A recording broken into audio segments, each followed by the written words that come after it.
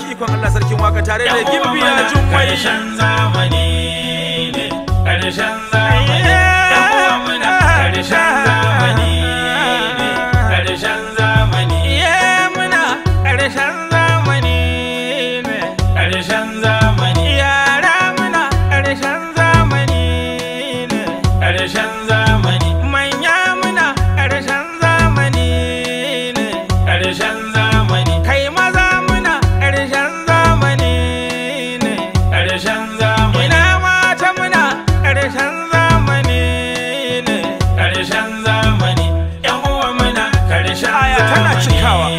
ne, karshen Zamani ta zo ƙarshe. yan uwa muna karshen zamani ne, karshen zamani Ya gashi ana yunwa ko ina, karshen zamani gashi ana yaki a ko ina, karshen zamani gashi ana mutuwa a ko ina. karshen Aya zamani ga marayu yawa ko ina, kai karshen zamani ga gwamraye kai a ko ina.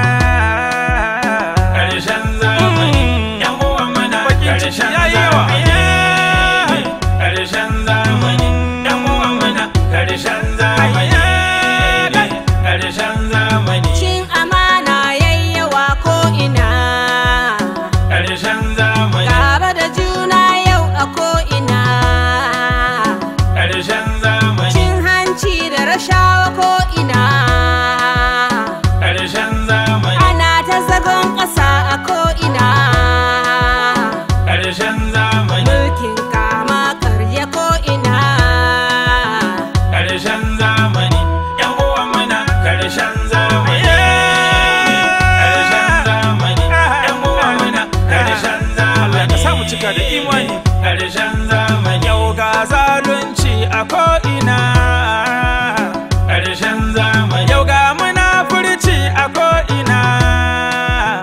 karshen zamani yau ga ha'inci a ko ina, karshen zamani yau ga maitanci a ko ina, karshen zamani ga shaidanci a ko ina.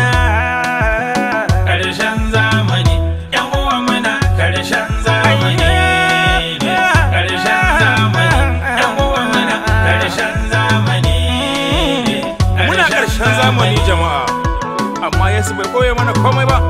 Cikin littafin Matta Sura 24 aya 3 zuwa 7.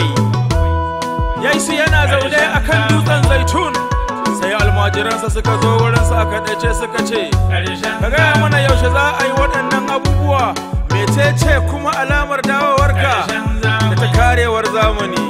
Sai Yesu ya amsa musu ya ce, ku kula ba kada kowa ya ɓadda ku, domin mutane da yawa za su zo da sunana suna cewa su ne almasihu, har su ɓadda mutane da yawa. Za ku kuma rika jin labarin yaƙe-yaƙe da jita-jitarsu. Kada fa hankalinku ya tashi, domin lalle ne a yi haka, amma ƙarshen tukunna al'umma za ta tasarwa al'umma, mulki ya tasarwa mulki. Za a kuma yi yunwa da rawar ƙasa a wurare daban-daban. Ya Allah, ka sa mu gama da duniya lafiya. karshen zamani yan uwa muna karshen zamani